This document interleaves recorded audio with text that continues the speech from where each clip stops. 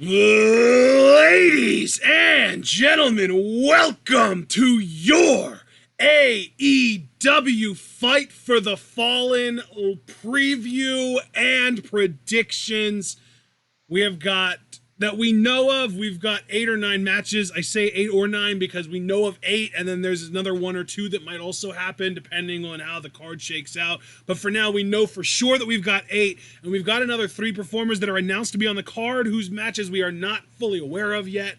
That being said, though, I'll go over the matches that we do know about. First of all, actually, let me pull up the description of this video because I have them in order. In the order that I want us to talk about them, John. So first up, we've got Sonny Kiss versus Peter Avalon, the other librarian, on the pre-show. The other pre-show match that we know of is Jimmy Havoc, Darby Allin, and Joey Janela versus MJF, Sammy Guevara, and Shawn Spears. Very interesting dynamic there with MJF and Shawn Spears being on the same team. Makes no sense really, but I'm sure that there's going to be story coming out of that. And then we get to the main show. And we don't have a match set up yet, but we do know that Britt Baker, B. Priestley, and Shoko Nakajima are all going to be on this show. We just don't know what matches they'll be in. That said, though, as far as the show actually goes that we know, we're getting Brandi Rhodes versus Allie, Adam Page versus Kip Sabian, Kenny Omega versus CIMA, The Dark Order versus Los Gueros del Cielo versus Jungle Boy and Luchasaurus in a 3-way tag match that should be nuts. SoCal Uncensored, not including Christopher Daniels, but he should be at ringside, versus the Lucha Brothers. And finally, Cody and the Dustin Rhodes versus the Young Bucks. This show looks shockingly stacked for what is supposed to be a charity show, and as far as the actual wrestling quality goes, what effectively is a C show. I'm still, like, these matches look incredible. What do you think, John? Oh, dude, absolutely. I mean, you look at the pre-show. I mean, MJF criminally is on the pre-show. They better have him cut a promo before his match, which I'm assuming they will. And actually, given his position on the card, I have some predictions for later, but we'll get to that in a few moments. And then you look at the main card. I mean, Omega versus CIMA. The interesting thing about this is I really do believe Kenny is one of those types. I know he's kind of worn on some people, but I still think he's one of those types that can pull a great match out of just about anybody. So this will probably be one of CIMA's best outings, and that's not even to say, like, he's not a slouch either by any means.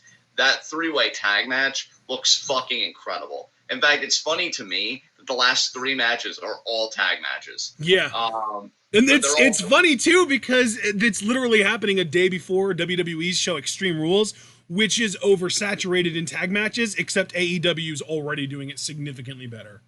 Absolutely. I mean, that 3-way tag match to me is the best one. Gotta be truthful about the main event. I think narratively it is strong, but I think if you're talking about a narratively rich tag team match, nothing's really going to top Golden Lovers versus the Young Bucks. Yeah. I feel like AEW's trying to I feel like that's kind of the vibe that they're going for with this match, though, honestly. Yeah, that's why I brought it up, dude, because I completely agree with you. Like, I think in their own way, they're trying to capture that magic, and to me, you're just not going to. Maybe they'll surprise me, and maybe they'll tell their own unique story, and I'll be like, you know what, Ashton, that was a hell of a match. But right now, I'm just saying, yeah, narratively, it's pretty strong. In-ring-wise, I could take it or leave it. Honestly, again, from the tag matches, that 3-way tag match, Dark Order, Jungle Boy and Luchasaurus versus Los Gueros de Cielo, like, that's just gonna be fucking amazing. So, yeah, good shit all around, man. Let's get into this card. All right, excellent. Let's get into our first pre-show match, Sonny Kiss versus Peter Avalon. We saw Sonny Kiss. I mean, we knew Sonny Kiss as Exolicious in Lucha Underground, but we saw Sonny Kiss in the Casino Battle Royale for Double or Nothing.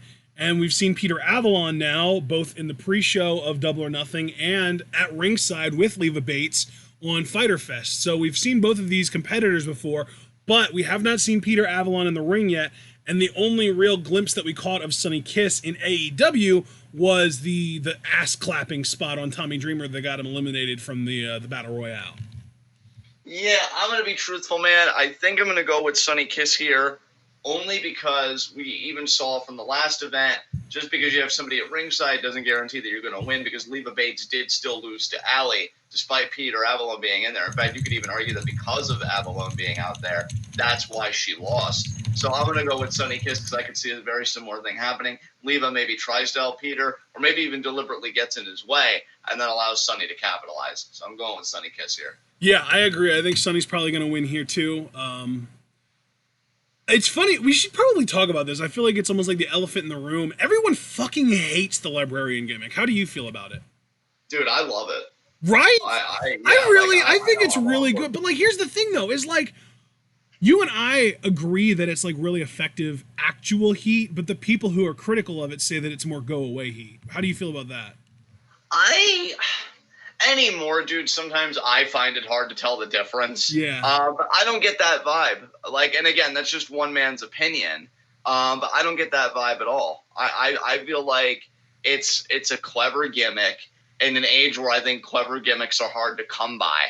And, you know, it gets a reaction from people. And, you know, as far as Leva Bates goes, very legitimate worker. You know, I enjoy her in the ring. Peter Avalon, I really don't have much to say. I'll have more to say after this match. But, you know, it's a nice undercard gimmick. It's not like it's going to be shoved down your throat in the main event scene.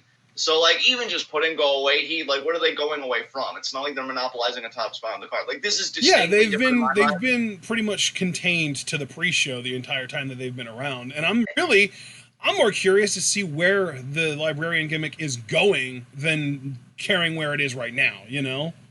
Exactly. No, bro, I completely understand where you're coming from, because to me, this is a complete 180 from a Baron Corbin situation where they are deliberately putting him in the main event slots in the big programs. I mean, Baron is main eventing the pay-per-view this Sunday.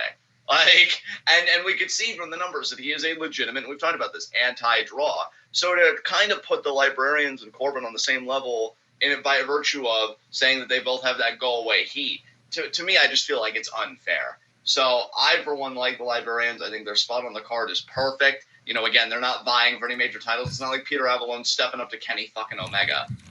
It's fine. And I, for one, find it very entertaining. So, good shit. Yeah. All right. Well, I'm glad that we see eye to eye on the librarian thing, because there are a lot of people, and especially, and again, I know I shouldn't take the words so seriously, but especially on like Reddit and shit like that, people just fucking despise this librarian gimmick. And like, I think it also has a lot to do with Meltzer, because Meltzer is like one of those guys where like he likes wrestling, but he also wants wrestling to be cool to like. So if he sees something in wrestling that is more like goofy and silly and he sees it as cringeworthy, he will unabashedly just shit on it to try and get it to go away so that he doesn't have to feel embarrassed to show his friends something that he likes. You know what I mean? Imagine being Dave Meltzer and wanting wrestling to be cool when you wake up as you are and you think that that's okay. Like, make yourself cool first, you fucking mark. Jesus he just thinks that wrestling being cool helps his own image. Not with that voice, it doesn't. So next match. Let's get our other pre-show match that we know of is Jimmy Havoc, Darby Allin, and Joey Janela versus MJF, Sammy Guevara, and Shawn Spears. And like, I feel like this should almost be like a really heavy story match because of the conflict between MJF and Shawn Spears. But if the story doesn't feel overbearing to the match itself, this match has the ingredients to be fucking incredible. Can I just come right out and say what I'm thinking is going to just go down with this match? What? Because MJF, he's an ass kisser, and this whole thing that he's got with Cody is illusory, because like I even watch videos of like MJF's like best heel moments, which include a lot of being the elite clips, and you can see that he actually doesn't like Cody. You know, he's called him an idiot behind his back. He's flipped him off behind his back. So because at first I thought, oh, well, maybe Cody is one of the people that MJF genuinely respects. I thought that's an interesting, heel character beat. Like, you don't hate everybody, but whatever. But no, he actually does hate Cody. He's just an ass kisser because he knows Cody has the sway in this promotion.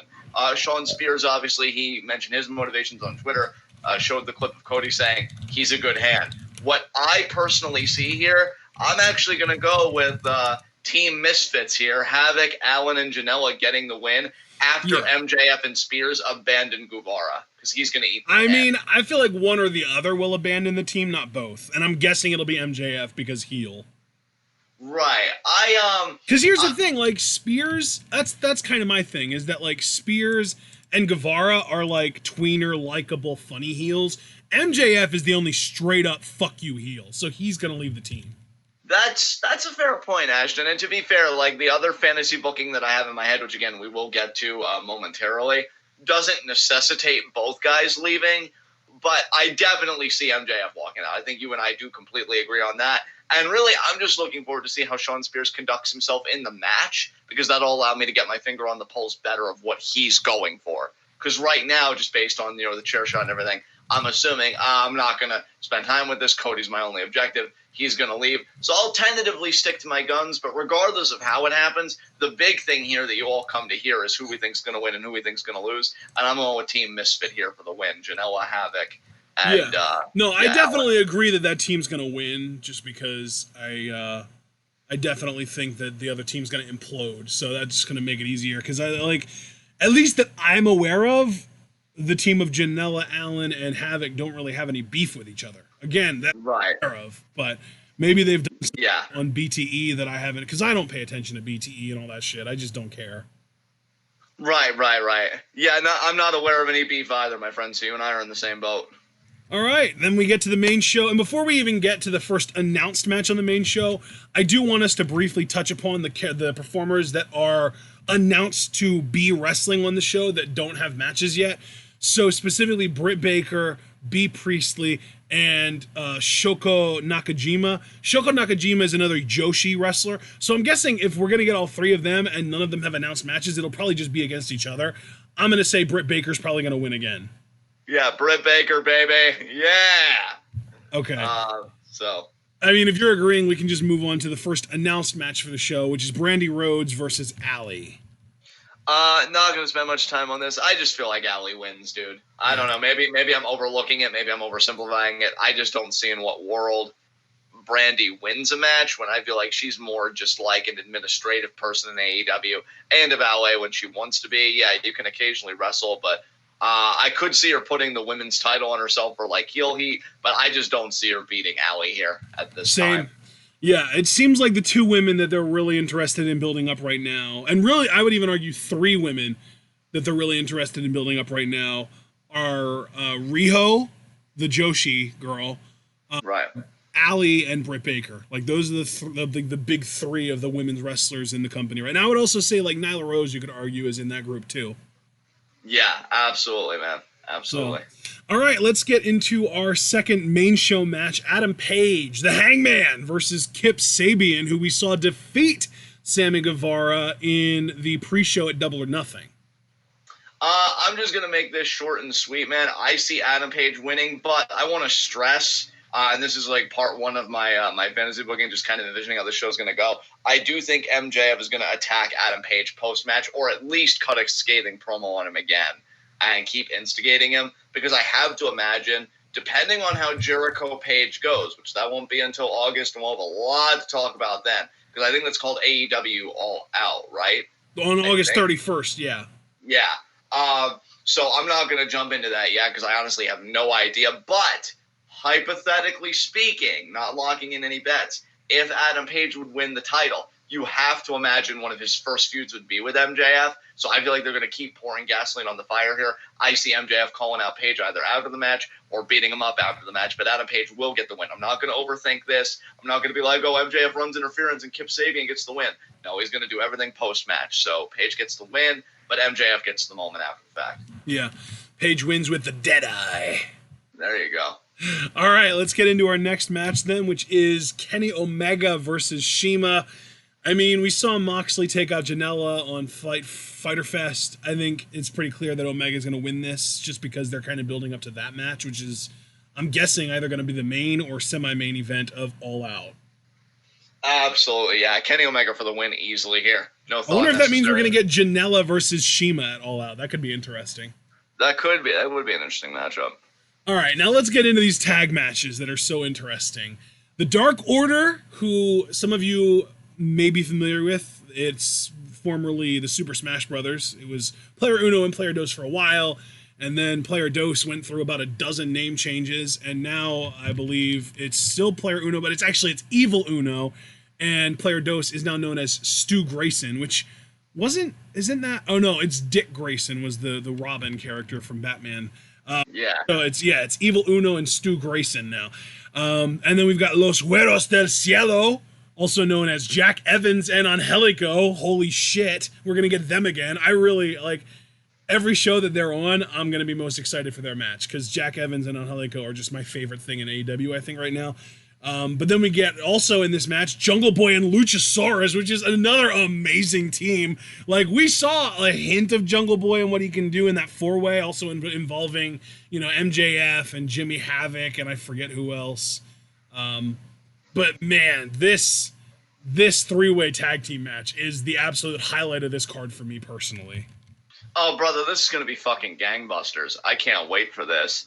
And I'll be honest, dude, like, it's really hard for me to pick a winner here because the last triple threat tag team matchup that we had at Fyter Fest, I overlooked the Best Friends and I overlooked Private Party because I thought SoCal Uncensored, I believe at the time represented by Too Cold Scorpio and fucking Kazarian, were going to win. And that didn't turn out to be the case. Best Friends ended up winning. So I don't want to overlook any of these teams. And if I'm being perfectly truthful with you, I'm actually leaning towards Jungle Boy and Luchasaurus getting the win. So I think I'm going to go with that. I think either them or the Dark Order is going to have this one. So I guess the only team I am overlooking is Angelico and Jack Evans, which should be a crime. I should be in jail right now. They're just like, it feels like they're just that team where you just stick them in a match to put someone else over and make the match incredible. Exactly. Yeah. But I'm actually against my better judgment. I think only because I overlooked Best Friends at Fyter Fest, I'm going to go with Jungle Boy and Luchasaurus. So what about you, man?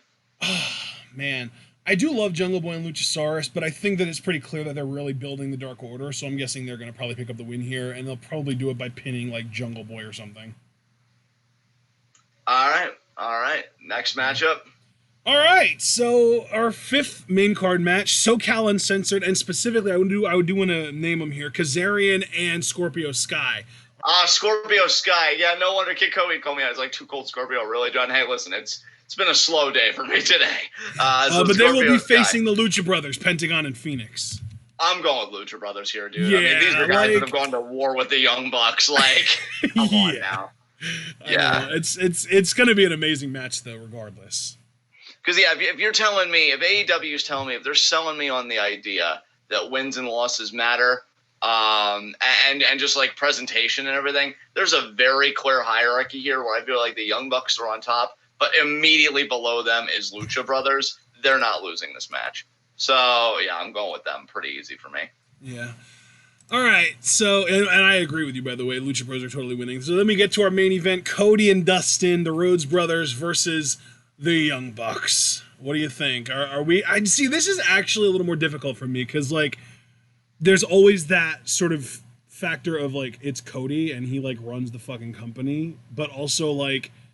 It's also like the Young Bucks. It's like two entities with actual stakes in the company going against each other, and I just don't know who to pick. I think I'm actually going to go with the Young Bucks to win here.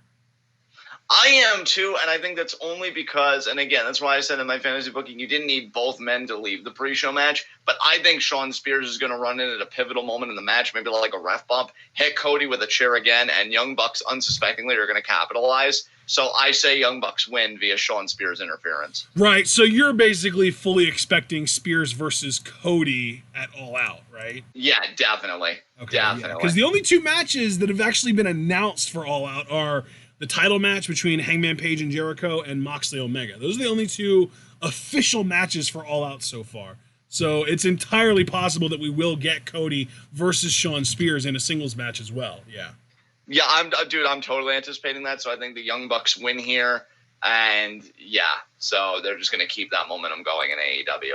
Yeah, I'm going to agree with you. So I guess that's actually the entire show. We managed to crank this thing out in 20 minutes, but like I said earlier on, it is like it's basically like a C show. Like, this is a charity special. This is like the WWE equivalent to like almost, I don't want to say tribute to the troops because it's not that far, but it's kind of along the same like spiritual lines as that, as far as like they're doing this to raise money for a good cause. They're not doing this as like a way for them to try and get a good gate for themselves or anything like that. Like, this is a selfless show, which is also why John and I originally were planning on waiting 8 days and are now just deciding not to cover at all the Evolve 10th anniversary special because WWE is trying to fucking steal the spotlight from this goddamn charity show from AEW because they're petty like that, which is also why I loved Ella's tweet earlier where she was like, AEW is hosting a pay-per-view the same week Roman Reigns won his ESPY in order to take away the spotlight from his moment. It's really pathetic at this point. Wow, nice. Oh, Ella, you and your takedowns. Yeah, like, it's the thing is, though, like, all that being said, it's a charity show. It's not necessarily something that they're really trying to, like, build up as, like, oh my god, this is must-see kind of thing. It still looks incredible. This card looks great. Yeah, AEW, with the 2 shows that we've watched, you know, I really don't want to go in underestimating them because I would say on paper, my hype for this is like an even 7 out of 10. But I feel like I said the same thing about Fyter Fest, maybe a bit higher. And I really ended up having a lot of fun with that show. So, yeah, like I feel pretty good about this. I feel pretty good about AEW's trajectory. Again, I feel like they've earned my good faith right now. And so, yeah, let's see what they got. All right, so I think that's about all we've got. So I think we can kind of call it here. We do still have our... I mean, we will be live reacting to this show on Sunday when it happens, which I believe is 7 or 7:30. It's probably 7:30 because that's what they've been. We'll be reacting to the whole thing. You know, we'll be reacting to the pre-show and the main show, all of the above. And we are also going to be live reacting to G1 days 2 and 3 on Saturday and Sunday at 4 p.m. Eastern Time. We've got preview predictions for Extreme Rules tomorrow night at 9, and then Extreme Rules live reactions on Sunday night at 7. So anything else that I'm forgetting, John? No, man, we should be good. All right, excellent. We hope that you all enjoyed our preview predictions. Please let us know what you think is going to be happening on AEW's Fight for the Fallen show down in the comments once this video is fully processed, which, because it was such a short video, really should not take very long. And we will see you all tomorrow night or on Saturday for either, if you're here tomorrow night, you'll be getting our preview predictions for Extreme Rules, or if you only care about AEW on this channel, then we'll see you Saturday night for our live reactions to Fight for the Fallen. We hope that you enjoyed. We hope that you stick around. We hope that you like the video. Leave those comments. Let us know what you think is going to happen. Subscribe to the channel if you're new. Click the bell icon for notifications. Follow us both on Twitter and on Twitch. Like our Facebook